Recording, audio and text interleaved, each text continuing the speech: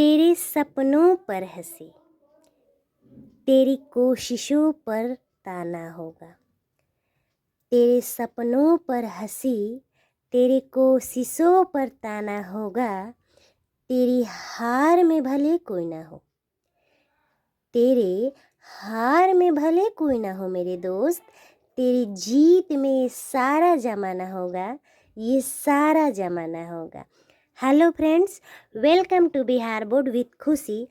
आज हम लोग अपने 25 क्वेश्चन के डे 6 सीरीज पे हैं और आज हम लोग इकोनॉमिक्स के चैप्टर 2 राज्य एवं राष्ट्र की आय के 25 इम्पॉर्टेंट क्वेश्चंस को सॉल्व करने वाले हैं जो आपसे एग्जाम में टकरा सकते हैं। आशा है आप सब अपने एग्ज़ाम की तैयारी अच्छे से कर रहे होंगे, मन लगाकर पढ़ रहे होंगे कि डेली तैयारी के सफ़र में हमारे 25 क्वेश्चन का सीरीज़ बहुत ही हेल्पफुल रहने वाला है। तो चलिए फिर शुरुआत करते हैं। पहला क्वेश्चन, सकल घरेलू उत्पाद में किस क्षेत्र का योगदान सर्वाधिक है? ए प्राथमिक क्षेत्र, बी द्वितीयक क्षेत्र, सी तृतीयक क्षेत्र, डी इनमें से कोई नहीं। तो इसका राइट आंसर है सी तृतीयक क्षेत्र। तृतीयक क्षेत्र को हम लोग सेवा क्षेत्र के भी नाम से जानते हैं। अगर आपसे पूछेगा कि सकल घरेलू उत्पाद में किस क्षेत्र का योगदान सर्वाधिक है तो वो तृतीयक क्षेत्र का योगदान सर्वाधिक है। अब हम लोग समझते हैं कि सकल घरेलू उत्पाद किसे कहते हैं। सकल घरेलू उत्पाद यानी कि ग्रॉस डोमेस्टिक प्रोडक्ट एक देश की सीमा के अंदर किसी भी दी गई समयावधि प्रायः 1 वर्ष में उत्पादित समस्त अंतिम वस्तुओं तथा सेवाओं का कुल बाजार या मौद्रिक मूल्य उस देश का सकल घरेलू उत्पाद यानी कि जीडीपी कहलाता है। इसका मतलब ये है कि हमारे देश में भारत में जो भी वस्तु एवं सेवा का उत्पादन होता है, वस्तु का उत्पादन मतलब कि कोई भी सामान बन रहा है, जैसे बुक बन रहा है, पेन बन रहा है, मोबाइल बन रहा है, टेबल बन रहा है या अन्य कोई भी सामान बन रहा है, तो वो हो गया वस्तु का उत्पादन। जबकि सेवा का उत्पादन क्या हुआ, जैसे कोई टीचर पढ़ा रहा है, डॉक्टर, वकील, नर्स ये सब अपना काम कर रहे हैं तो वो सेवा का उत्पादन कर रहे हैं। तो वस्तुओं और सेवाओं का कुल बाजार या मौद्रिक मूल्य मिलाकर पूरे 1 साल का क्या कहते हैं, जीडीपी यानी कि सकल घरेलू उत्पाद कहते हैं। नेक्स्ट क्वेश्चन है, भारत में किस राज्य की प्रति व्यक्ति आय सर्वाधिक है? Option A Bihar, option B Punjab, option C Haryana, option D Goa. तो भारत में सबसे ज़्यादा किस राज्य की आय है? तो डी गोवा की प्रति व्यक्ति आय सबसे ज़्यादा है। नेक्स्ट क्वेश्चन है, भारत में वित्तीय वर्ष कहा जाता है? ऑप्शन ए 1 जनवरी से 31 दिसंबर, ऑप्शन बी 1 जुलाई से 30 जून, ऑप्शन सी 1 अप्रैल से 31 मार्च, ऑप्शन डी 1 सितंबर से 31 अगस्त तक। तो राइट आंसर है 1 अप्रैल से 31 मार्च तक। भारत में वित्तीय वर्ष किसे कहा जाता है? 1 अप्रैल से 31 मार्च तक। नेक्स्ट क्वेश्चन है, 1949 में भारत सरकार द्वारा गठित राष्ट्रीय आय समिति के अध्यक्ष कौन थे?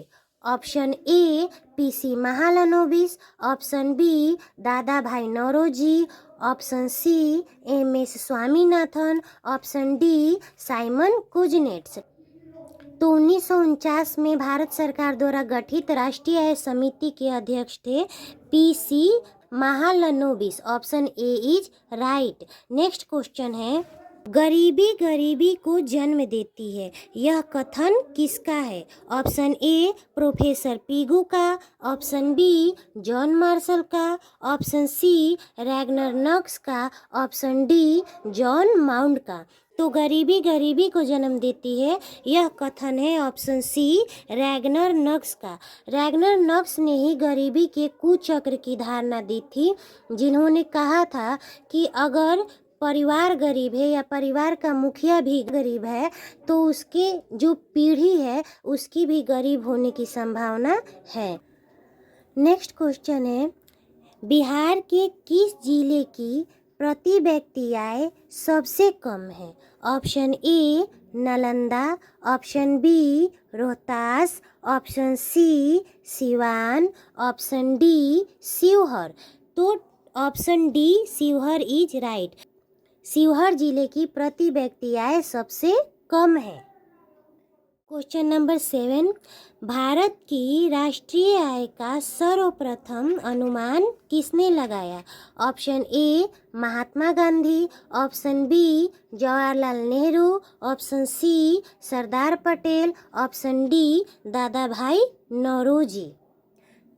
तो option D Dadabhai Naoroji is right. Bharat की राष्ट्रीय आय का सर्वप्रथम अनुमान किसने लगाया? दादा भाई नौरोजी ने। भारत में सबसे पहले सन 1868 ईस्वी में दादा भाई नौरोजी ने राष्ट्रीय आय का अनुमान लगाया था। सबसे पहले राष्ट्रीय आय का अनुमान किसने लगाया था? दादा भाई नौरोजी ने। और कब लगाया था? 1868 ईस्वी में। उन्होंने अपनी पुस्तक poverty and on British rule in India में प्रति व्यक्ति वार्षिक आय 20 रुपये बताया। इसे आप लोग याद रखिएगा कि भारत में सबसे पहले राष्ट्रीय आय का अनुमान किसने लगाया? दादा भाई नौरोजी ने। उन्होंने कब लगाया सबसे पहले अनुमान? 1868 में। उनकी पुस्तक का क्या नाम है? Poverty and on British rule in India. उन्होंने प्रति व्यक्ति वार्षिक आय कितने रुपए बताया? 20 रुपये। नेक्स्ट क्वेश्चन है, बिहार के किस जिले की प्रति व्यक्ति आय सर्वाधिक है? Option A Patna, option B Gaya, option C Sheohar, option D Nalanda. तो option A Patna is right. अगर आपसे पूछेगा कि किस जिले की प्रति व्यक्ति आय सर्वाधिक है तो पटना, और किस जिले की प्रति व्यक्ति आय सबसे कम है तो शिवहर। शिवहर की सबसे कम और सबसे ज़्यादा पटना। नेक्स्ट क्वेश्चन है, सन 2012 से 13 में भारत की प्रति व्यक्ति औसत आय कितनी थी? ऑप्शन ए 49,489 रुपये, ऑप्शन बी 41,964 रुपये, ऑप्शन सी 59,822 रुपये, ऑप्शन डी 68,757 रुपये। तो सन 2012 से 13 में भारत की प्रति व्यक्ति आय 68,757 रुपये थी। नेक्स्ट क्वेश्चन है, केंद्रीय सांख्यिकी संगठन की स्थापना कब हुई थी? ऑप्शन ए 1950 में, ऑप्शन बी 1954 ईस्वी में, ऑप्शन सी 1956 ईस्वी में, ऑप्शन डी 1960 ईस्वी में। तो राइट आंसर है 1954 ईस्वी। केंद्रीय सांख्यिकी संगठन की स्थापना कब हुई थी? 1954 ईस्वी में। नेक्स्ट क्वेश्चन है, y बराबर c प्लस आई फॉर्मूले को बताया है किसने? Option A professor Keynes, option B professor Fisher, option C professor Marshall, option D professor Pigou. तो y बराबर c प्लस आई फॉर्मूले को बताया है प्रोफेसर केन्स ने। Option A is right. प्रोफेसर केन्स ने राष्ट्रीय आय की धारणा को नए सिरे से विचार किया है। उनके अनुसार राष्ट्रीय आय को उपभोक्ता वस्तुओं तथा विनियोग वस्तुओं पर किए गए कुल व्यय के योग के रूप में व्यक्त किया जाता है। फॉर्मूला है y equal to c plus I, where y is राष्ट्रीय आय, नेशनल इनकम। y का मतलब क्या है? राष्ट्रीय आय। c का मतलब क्या है? कंजम्पशन एक्सपेंडिचर यानी उपभोग व्यय। और i का मतलब है इन्वेस्टमेंट यानी विनियोग। तो राष्ट्रीय आय हमने जितना भी उपभोग किया है और जितना भी इन्वेस्टमेंट किया है उन दोनों के एडिशन को, उन दोनों को जोड़कर क्या मिलता है हमें? राष्ट्रीय आय। यानी देश में कुल कितने वस्तुओं का उपभोग हुआ है और कुल कितना इन्वेस्टमेंट हुआ है उसको जोड़कर राष्ट्रीय आय निकाला जा सकता है। यही है y बराबर c प्लस आई। नेक्स्ट क्वेश्चन है, पूंजी का पारिश्रमिक है। ऑप्शन ए लाभ, ऑप्शन बी हानि, ऑप्शन सी ब्याज, ऑप्शन डी वेतन। तो पूंजी का पारिश्रमिक है ऑप्शन सी ब्याज। Option C is right answer. इस टॉपिक से हमेशा ही क्वेश्चन पूछता है, चलिए इसको देखते हैं। भूमि का पारिश्रमिक लगान, ऐसे याद करेगा। जो लगान पिक्चर आपने देखी होगी, तो लगान किस पर लिया जाता है? टैक्स किस पर लिया जाता है? भूमि पर। तो भूमि का पारिश्रमिक क्या है? लगान। श्रम, जो मजदूर हमारे यहाँ काम करने आते हैं या कहीं भी काम करने जाते हैं उनको क्या मिलता है? मजदूरी। तो ऐसे याद रखिएगा कि श्रम का पारिश्रमिक क्या होता है? मजदूरी। नेक्स्ट है पूंजी। आपने बैंक में पैसा रखा होगा और उस बैंक में रखे हुए पैसे का एक निश्चित अवधि में कुछ ब्याज आता है, तो पूंजी का पारिश्रमिक क्या होता है? ब्याज। नेक्स्ट है व्यवस्थापक, यानी कि जो कुछ भी कोई कार्य करता है उस कार्य के बदले उसको मंथ में या डे वाइज एक निर्धारित राशि मिलती है, उसे हम वेतन बोलते हैं। यानी व्यवस्थापक का पारिश्रमिक क्या है? वेतन। उद्यमी, उद्यमी यानी कि जो भी साहस करके कोई नया काम स्टार्ट करता है, कोई नया बिजनेस स्टार्ट करता है, तो दो ही संभावना है, या तो उसे अपने बिजनेस में लाभ हो सकता है या तो उसे अपने बिजनेस में हानि हो सकता है। तो उद्यमी का पारिश्रमिक क्या है? लाभ या हानि।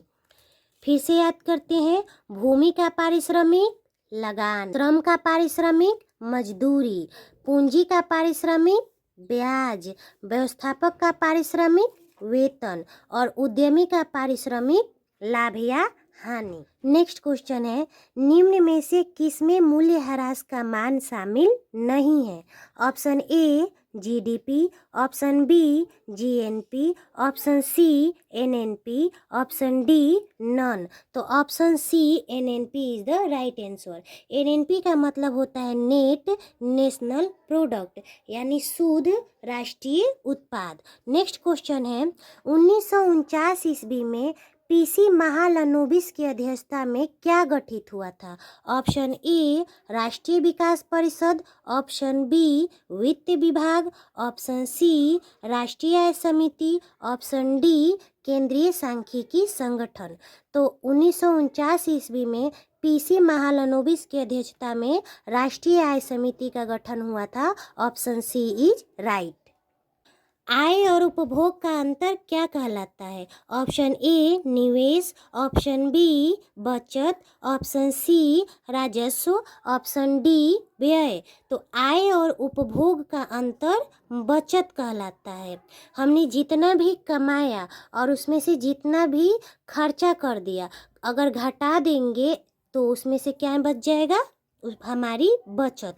मान लीजिए हमारी आय है 20 रुपये और हमने उसमें से 10 रुपये खर्च कर दिए, तो हमारी बचत कितनी है? 10 रुपये। यही है आय माइनस उपभोग इक्वल टू बचत। नेक्स्ट क्वेश्चन है, राष्ट्रीय आय के अंतर्गत शामिल है? ऑप्शन ए वस्तुओं का मूल्य, ऑप्शन बी सेवाओं का मूल्य, ऑप्शन सी वस्तुओं एवं सेवाओं का मूल्य, ऑप्शन डी इनमें से कोई नहीं। तो राइट आंसर है वस्तुओं एवं सेवाओं का मूल्य। Option C is right. Next question है, कुल उत्पादन एवं उत्पादन में किए गए खर्च का अंतर क्या कहलाता है? ऑप्शन ए प्रति व्यक्ति आय, ऑप्शन बी सकल घरेलू उत्पाद, ऑप्शन सी कुल घरेलू उत्पाद, ऑप्शन डी शुद्ध राष्ट्रीय उत्पाद। तो ऑप्शन डी शुद्ध राष्ट्रीय उत्पाद is right answer. Next question है, भारत में राष्ट्रीय आय की गणना कौन करता है? ऑप्शन ए केंद्रीय सांख्यिकी संगठन, option B Reserve Bank of India, option C वित्त विभाग, ऑप्शन डी राष्ट्रीय विकास परिषद। तो भारत में राष्ट्रीय आय की गणना केंद्रीय सांख्यिकी संगठन करता है, जिसकी स्थापना 1954 में हुई थी। A is right answer. Next question है, विकसित राज्यों में ऊंची होती है। ऑप्शन ए पूंजी निर्माण दर, ऑप्शन बी प्रति व्यक्ति आय, ऑप्शन सी सेवाओं का मूल्य, ऑप्शन डी कोई नहीं। तो राइट आंसर है ऑप्शन बी प्रति व्यक्ति आय। नेक्स्ट क्वेश्चन है, राष्ट्रीय आय का क्या अर्थ है। ऑप्शन ए सरकार की आय, ऑप्शन बी पारिवारिक आय, ऑप्शन सी सार्वजनिक उपक्रमों की आय, ऑप्शन डी उत्पादन के साधनों की आय। तो राइट आंसर है ऑप्शन डी उत्पादन के साधनों की आय। नेक्स्ट क्वेश्चन है, उत्पादन एवं आय गणना की विधि आर्थिक दृष्टिकोण से कैसी है। ऑप्शन ए सहज, ऑप्शन बी वैज्ञानिक, ऑप्शन सी व्यवहारिक, ऑप्शन डी उपयुक्त तीनों। तो उपयुक्त तीनों ऑप्शन डी इज राइट। उत्पादन एवं आय गणना विधि सबसे बढ़िया है, सहज भी है, वैज्ञानिक भी है और व्यवहारिक भी है। नेक्स्ट क्वेश्चन है, सर्वप्रथम राष्ट्रीय आय के अनुमान का वर्ष क्या था। ऑप्शन ए 1869 ईस्वी, ऑप्शन बी 1867 ईस्वी, ऑप्शन सी 1868 ईस्वी, ऑप्शन डी 1968 ईस्वी। तो ऑप्शन सी 1868 ईस्वी राइट आंसर। नेक्स्ट क्वेश्चन है, विश्व विकास रिपोर्ट 2005 में भारत की राष्ट्रीय आय कितनी थी। Option A $820, option B $620, option C $720, option D $920। तो राइट आंसर है ऑप्शन सी $720। विश्व विकास रिपोर्ट 2005 में भारत की राष्ट्रीय आय $720 थी। नेक्स्ट क्वेश्चन है, आय एक पारिश्रमिक है जिसे कोई अपने कार्य के बदले पाता है, मानसिक, शारीरिक, बौद्धिक, उपयुक्त तीनों। तो राइट आंसर है ऑप्शन डी उपयुक्त तीनों। आय एक पारिश्रमिक है जो अपने मानसिक कार्य के भी बदले, शारीरिक कार्य के भी बदले और बौद्धिक कार्य के भी बदले उसे पारिश्रमिक मिलता है। हम कुछ भी करते हैं, जैसे हम कोई मानसिक कार्य कर रहे हैं यानी हम डॉक्टर हैं या टीचर है, जैसे कोई शारीरिक कार्य कर रहे हैं जैसे मजदूर है, बौद्धिक कार्य कर रहे हैं कोई कंप्यूटर टेक्नीशियन है। तो हम कुछ भी कर रहे हैं और हमें जो प्राप्त हो रहा है वो क्या है, हमारा पारिश्रमिक है, हमारी आय है। नेक्स्ट एंड लास्ट क्वेश्चन जिसका जवाब आपको कमेंट बॉक्स में लिखकर भेजना है, भारत की सर्वप्रथम अनुमानित प्रति व्यक्ति आय कितनी थी। भारत की सर्वप्रथम अनुमानित प्रति व्यक्ति आय कितनी थी। ऑप्शन ए 121 रुपये, ऑप्शन बी 21 रुपये, ऑप्शन सी 120 रुपये, ऑप्शन डी 20 रुपये। तो इसका राइट आंसर आप लोग कमेंट बॉक्स में लिखकर भेजिएगा। कितने आंसर सही हुए हैं आप उसका जवाब कमेंट बॉक्स में लिखकर भेजिएगा। मिलते हैं नेक्स्ट वीडियो में, तब तक मन लगाकर पढ़ते रहिए, आगे बढ़ते रहिए। Thank you.